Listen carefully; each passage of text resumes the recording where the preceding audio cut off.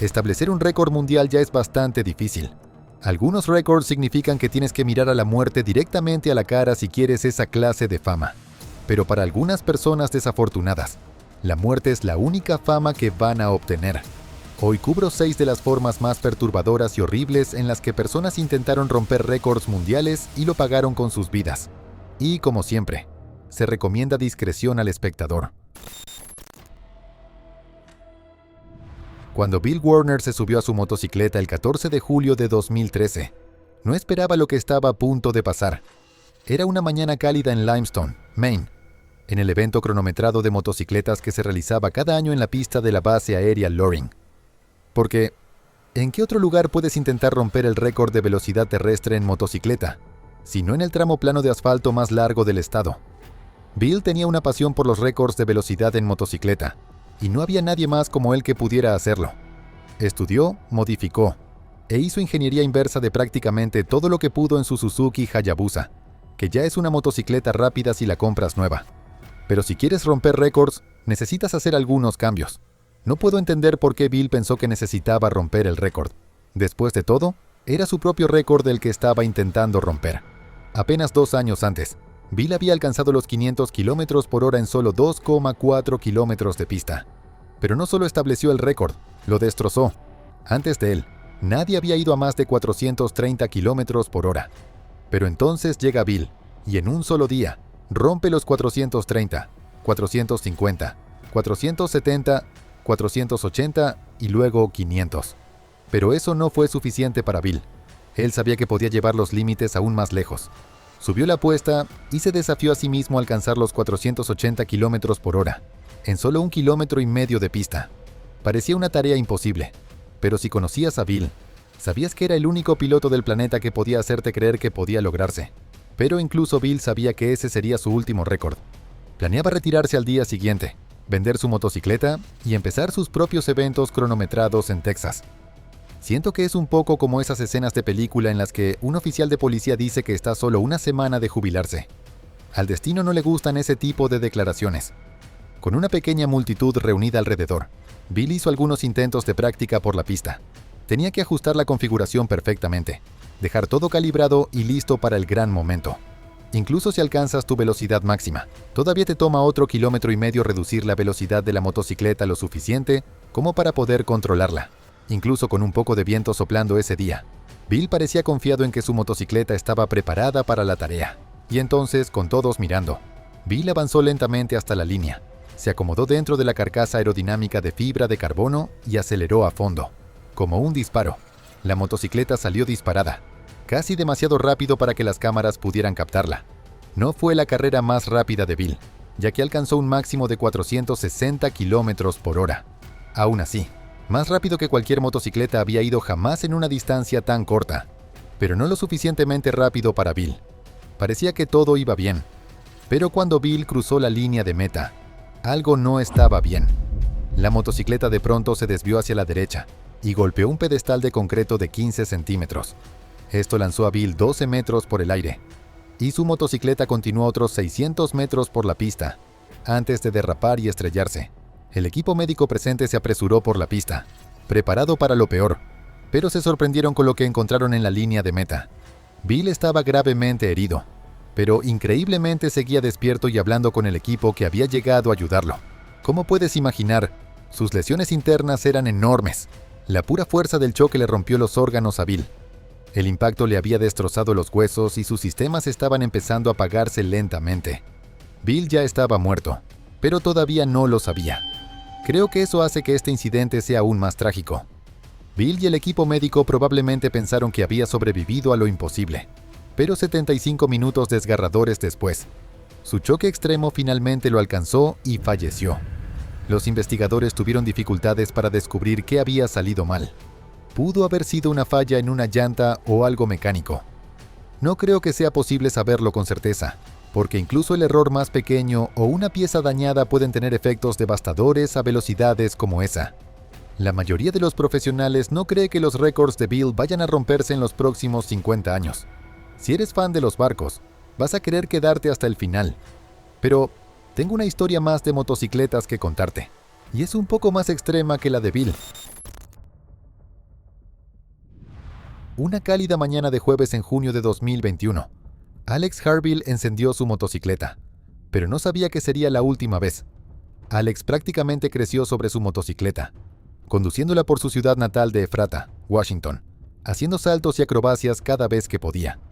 Y a medida que Alex crecía, se volvía más valiente, aumentando siempre el peligro. Después de todo, Alex admiraba a su ídolo, el famoso acróbata de motocicletas Evel Knievel. Igual que Evel, Alex quería ir más grande, más rápido y más lejos. Pero nadie esperaba lo que sucedería en esa pista abandonada del Aeropuerto Internacional Grant, a solo 32 kilómetros de su casa. Avancemos hasta Alex, de 28 años, sentado en su motocicleta en el Moses Lake Air Show, listo para inaugurar un evento de 3 días rompiendo un récord mundial de salto en motocicleta. Él era la atracción principal, y los asistentes ya se estaban reuniendo antes del espectáculo, esperando ver aunque fuera un vistazo del futuro demonio de la velocidad famoso, mientras intentaba un salto de récord mundial de 105 metros. No sé qué lo hizo pensar que necesitaba hacer esto. Ya tenía 2 récords Guinness a su nombre, ambos cuando todavía era adolescente. Tal vez fue porque el espectáculo aéreo estaba a poca distancia de donde Evel Knievel hizo uno de sus saltos más famosos. O tal vez fue porque Alex era un tomador de riesgos nato. Todos los que conocían a Alex lo describían como una luz, una alegría genuina, un esposo amoroso y padre de 2 niños pequeños. Pero había otro lado de Alex, un lado más oscuro que lo empujaba a tomar riesgos cada vez mayores.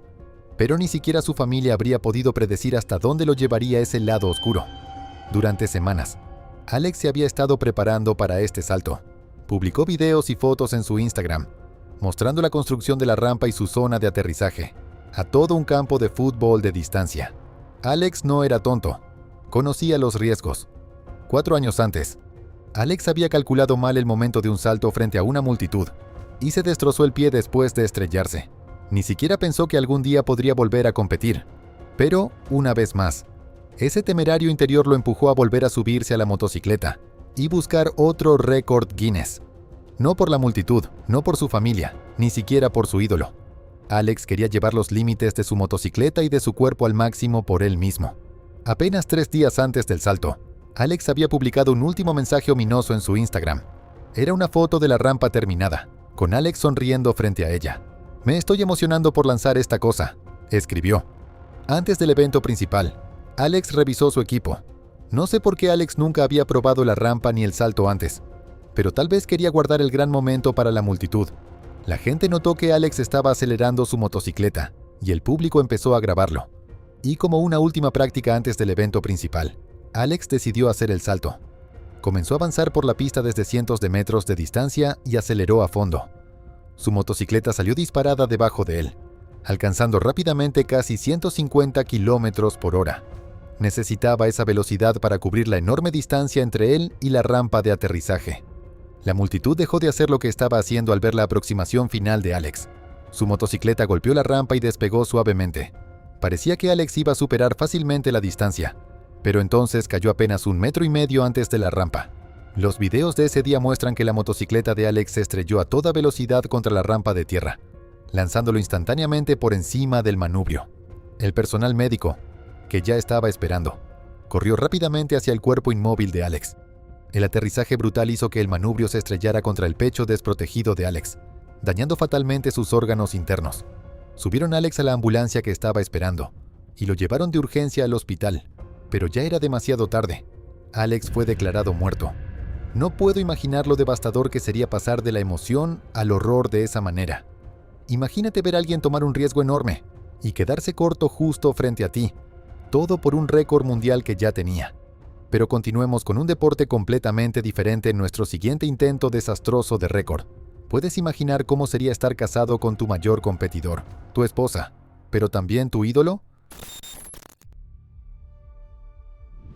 Así era la vida para la apneísta Audrey Mestre.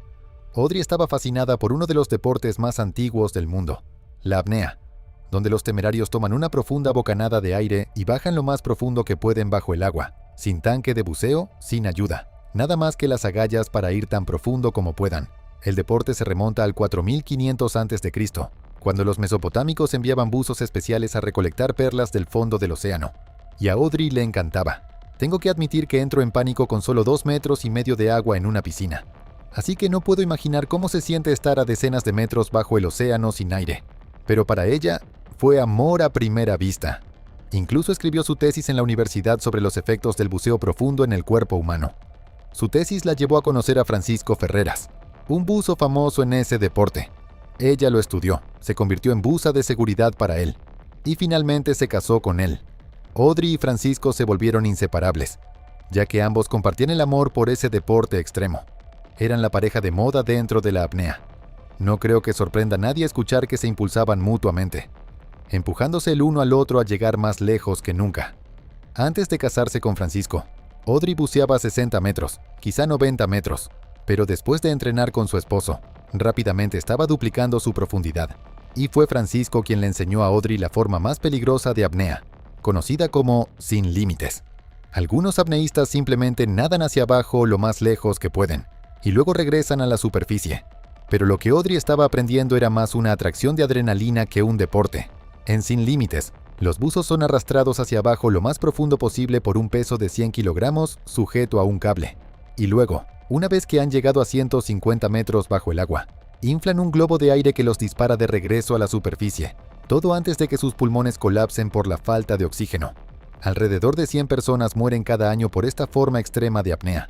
En el fondo de la inmersión, puedes esperar sentir una presión inmensa sobre tu cuerpo. Esto encoge tus pulmones hasta dejarlos del tamaño de naranjas, y tu corazón baja pocos latidos por minuto. Cada parte de ti grita por oxígeno, pero bajo el agua nadie puede oírte gritar. Desde el fondo hasta la superficie, la inmersión no debería tomar más de 3 minutos. Si tarda más, tus probabilidades de recuperación son mínimas. El 12 de octubre de 2002, Audrey y un pequeño equipo prepararon su equipo para que Audrey intentara romper el récord de 162 metros. Era un récord que su esposo había establecido apenas 2 años antes. Durante el entrenamiento, Audrey bajaba regularmente a 152 metros, 158 metros, incluso 168 metros. Así que cuando llegó el intento real de récord, nadie estaba preparado para la tragedia que estaba a punto de ocurrir. Al principio, todo iba bien para Audrey. Tomó la bocanada de aire más profunda, agarró el peso y cayó en picada hacia donde ni siquiera la luz del sol llegaba. En poco más de 1 minuto, Audrey había alcanzado la marca de 168 metros y soltó el peso. Alcanzó su globo de aire y giró la boquilla para inflarlo, pero no pasó nada. ¿Cómo te sentirías en el momento en que entiendes que estás atrapado bajo el océano sin forma de volver a subir? No puedo imaginar la sensación de pánico y miedo que probablemente enfrentó en esos últimos momentos horribles, completamente sola en la oscuridad del océano. Los buzos de seguridad bajaron desesperadamente para alcanzarla, y usaron sus globos de aire para lanzar a Audrey hacia la superficie. 8 minutos después de haber descendido, el cuerpo sin vida de Audrey volvió a salir a la superficie. Su esposo intentó reanimarla, pero ya era demasiado tarde. Audrey se había ahogado intentando romper el récord mundial de su propio esposo. Y aunque eso ya es lo suficientemente trágico, no podía creer lo que reveló el resto de la historia. Mientras la comunidad de buceo investigaba la muerte de Audrey, encontraron algunos detalles francamente horribles. Era posible que no hubiera sido un accidente en absoluto. Muchos buzos afirmaron que Francisco, el esposo de Audrey, había sido negligente con la inmersión de su esposa. Él revisó el equipo de Audrey antes de que ella se sumergiera ese día, pero se negó a dejar que nadie más lo tocara. No tenía suficientes buzos de seguridad presentes, y no había equipo médico para un deporte en el que los buzos regularmente se desmayan e incluso mueren. Francisco había tomado atajos y roto tantas reglas para meter a Audrey al agua ese día. ¿Qué pasó con su globo de aire? ¿Por qué no tenían médicos en el bote? ¿Por qué tan pocos buzos de seguridad? Parecía haber más preguntas que respuestas. No sé si la muerte de Audrey realmente fue un accidente, o quizás solo fue una combinación de todo saliendo mal al mismo tiempo. Pero desde la muerte de Audrey, la Junta de Buceo se ha negado a reconocer cualquier récord establecido mediante inmersiones sin límites, diciendo que son demasiado peligrosas. Quedémonos en el agua para nuestro siguiente relato horrible de récords que desafían a la muerte. Si quieres entender a Guy Garman, tienes que volver años antes de su trágico intento de romper un récord mundial. Guy, o Doc Deep, como lo conocían sus amigos, era un médico de oído, nariz y garganta que amaba el agua. De hecho, la amaba tanto que vendió su consultorio médico en Tennessee y se mudó con su familia a Saint Croix, en las Islas Vírgenes de Estados Unidos, en 2010. Ahí encontró su verdadera vocación, el buceo con equipo. y mientras entrenaba con su mentor, Ed Buckley, quien era dueño de una tienda de buceo en la isla, se volvió bueno buceando. O sea, realmente bueno. Más de 600 inmersiones después, Guy había obtenido su certificación de buceo técnico en aguas profundas. Las aguas profundas alrededor de la isla eran perfectas para Guy, quien amaba la sensación de estar bajo el agua durante periodos más largos. Y entonces se le ocurrió un plan para romper el récord mundial de la inmersión más profunda con equipo de buceo. En ese momento, el récord era de 330 metros. Guy quería llegar a 365 metros, lo más profundo que cualquier ser humano hubiera llegado usando equipo de buceo. Y Doug Deep estaba decidido. Con la misma precisión y entrenamiento que aplicaba en su carrera médica, Guy pasó 2 años preparándose para la inmersión. Estudió mezclas de aire, investigó las condiciones de buceo, analizó intentos anteriores para ver cómo podía ir más profundo. El día del intento, Guy estaba convencido de que había tomado todas las precauciones, revisado 3 veces todo su equipo y que tenía todo en orden. Guy había organizado un equipo de seguridad de más de 200 personas, incluyendo buzos de seguridad, 3 barcos y varios miembros del personal médico por si algo salía mal. Porque en este deporte, las cosas suelen salir mal. Cada año los buzos sufren todo tipo de efectos secundarios por hacer inmersiones profundas como esta. Cualquier cosa por debajo de los 90 metros, y estás en riesgo de HPNS, una condición que causa dolores de cabeza, temblores, vómito, mareos y riesgo de daño cerebral. Y si no sales a la superficie correctamente, incluso podrías desarrollar burbujas de aire en la sangre que podrían matarte al instante.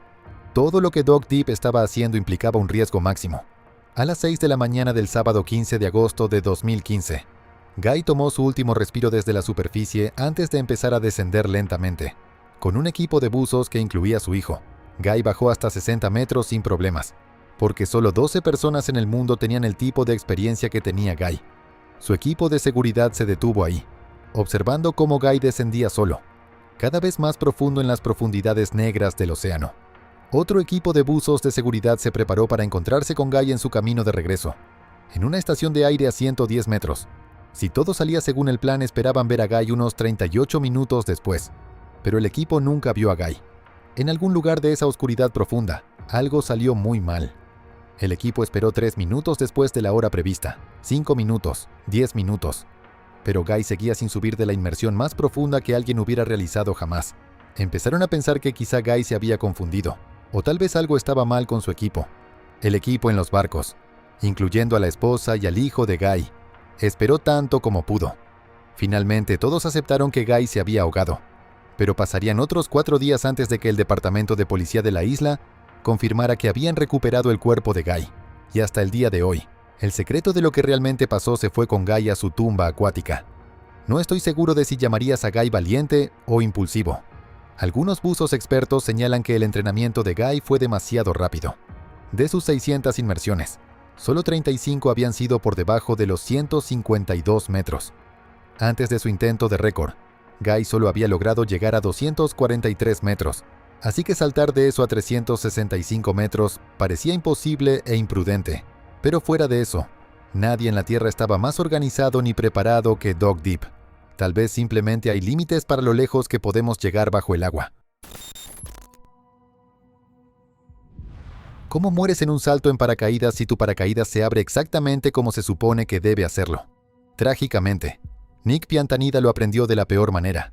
Cuando era niño en Union City, Nueva Jersey, construía paracaídas caseros y se los amarraba a gatos callejeros, antes de lanzarlos desde el balcón de su departamento en el 5º piso. Y cuando los vecinos se quejaron de la crueldad de Nick, se amarró él mismo en su lugar, rompiéndose el brazo en la caída. Pero nada iba a detener a Nick. Fue un aventurero de toda la vida, siempre buscando la siguiente emoción, la siguiente descarga de adrenalina. Se unió al ejército. Luego se convirtió en la primera persona en escalar los acantilados verticales del Salto Ángel en Perú. Pero siempre había algo en el paracaidismo que cautivaba a Nick. En 1962, cuando tenía 31 años, Nick tomó una clase de paracaidismo. Y después de su primer salto, decidió ahí mismo que haría lo que fuera necesario para romper el récord del salto en paracaídas más alto del mundo. Oficialmente, era un salto de 25.200 metros hecho por un soviético, y Nick quería devolverle el récord a Estados Unidos. Extraoficialmente, un cabo de las Fuerzas Armadas de Estados Unidos había saltado desde 31.300 metros en pruebas militares. Pero debido a la naturaleza clasificada de esas pruebas, la altura nunca fue verificada. Pero para Nick, ese era el punto de referencia. Si de verdad quería dejar su marca en la historia, tenía que llegar más alto que cualquier hombre antes que él, con récord o sin récord. Pero el problema era que, fuera de una clase corta, Nick no sabía nada sobre paracaidismo, ni sobre alturas, ni sobre los materiales que necesitas para sobrevivir a un salto así, ni sobre el dinero, ni sobre los contactos. Pero, ¿crees que eso lo detendría? No conozco a un hombre tan ingenioso y determinado como Nick.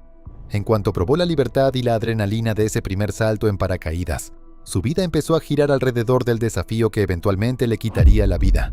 Lo primero que hizo Nick fue aceptar un trabajo como camionero para poder reunir suficiente dinero. El trabajo de camionero también le daba libertad cada fin de semana para aprender todo lo que pudiera sobre tecnología de globos, meteorología y trajes de supervivencia. Y empezó a escribir cartas. Escribió cartas a la empresa que fabricaba trajes espaciales para la NASA. Aceptaron ayudarlo. Escribió cartas a ingenieros sobre construir un globo espacial. Lo ayudaron. Escribió cartas a un senador de Estados Unidos sobre financiamiento y apoyo. Él ayudó a Nick. Incluso escribió cartas al presidente sobre devolverle a Estados Unidos el récord de salto. Si conocieras a Nick, ¿estarías de acuerdo en que podía ser la persona más encantadora, carismática o simplemente terca del planeta? Lo que quería, lo conseguía. Todos los que conocían a Nick escucharon sobre su plan, pero no todos estaban de acuerdo con él. Algunos le dijeron que el salto era imposible, algunos se rieron de él, otros simplemente lo animaron. Pero Nick no se rindió. Él conocía los riesgos. Entendía que, si hacía el salto, su cuerpo experimentaría temperaturas cercanas a los 38 grados Celsius bajo cero, y caería más rápido que cualquier ser humano, viajando a más de 240 kilómetros por hora, en caída libre durante varios minutos. Todo tenía que ser perfecto solo para sobrevivir, mucho más para romper un récord.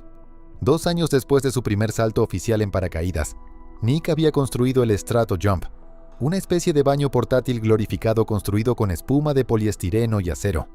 En su primer intento, solo llegó a 6.700 metros en el aire antes de que vientos fuertes desgarraran su globo.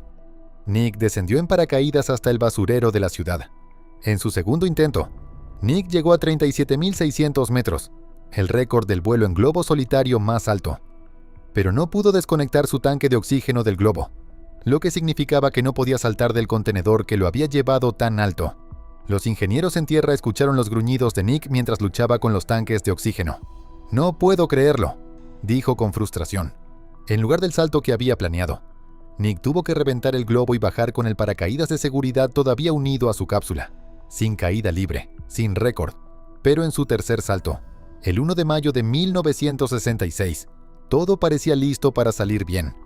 Nick incluso había llevado una pequeña llave inglesa que había comprado por $1, por si volvía a tener problemas con el tanque de oxígeno. La pequeña cabina revestida de espuma de poliestireno se elevó desde la tierra.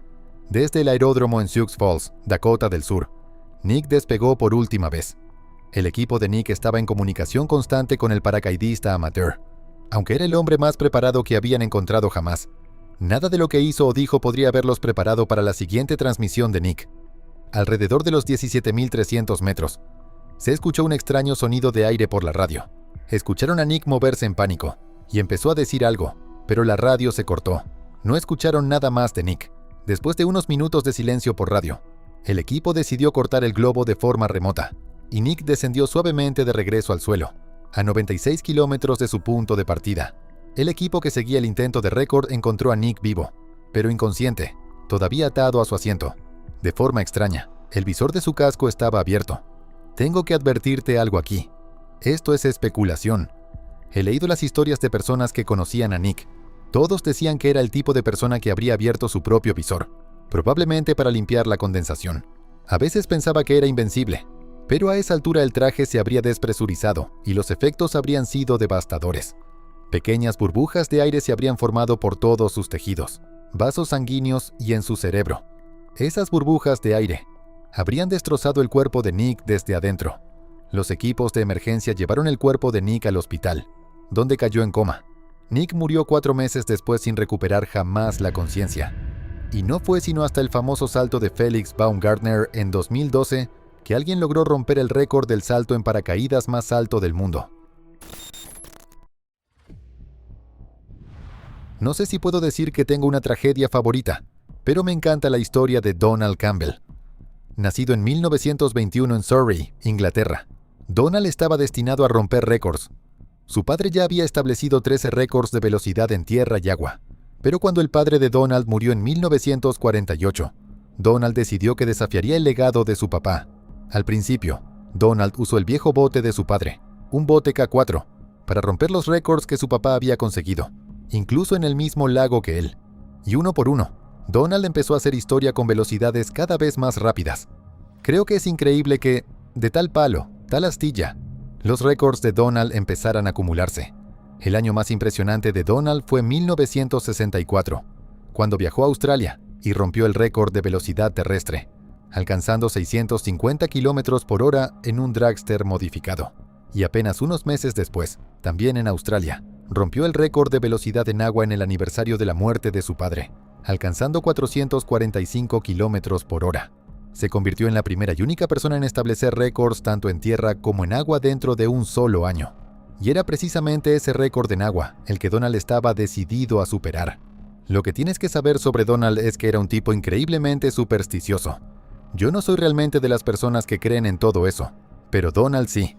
Odiaba el color verde, no aceptaba tener 13 de nada, y creía que nunca pasaba nada bueno un viernes. Incluso competía con su amuleto de la suerte en el bote, un osito de juguete llamado Mr. Whoppet. Por eso Donald, con Mr. Whoppet a bordo, decidió que el miércoles 4 de enero de 1967 sería el día más afortunado para romper su propio récord. Donald planeaba alcanzar la marca de 482 km por hora en el mismo bote Bluebird, en el que su padre siempre había competido. Incluso creía que era de buena suerte competir en el mismo lago, Coniston Water, donde su papá había logrado varios récords. El lago, en el norte de Inglaterra, estaba perfecto ese día. El agua parecía de cristal y estaba completamente quieta. Había poco viento y el sol brillaba. Las condiciones estaban listas para que Donald saliera, pero todos sabían que Donald estaría poniendo a prueba el límite absoluto de lo posible.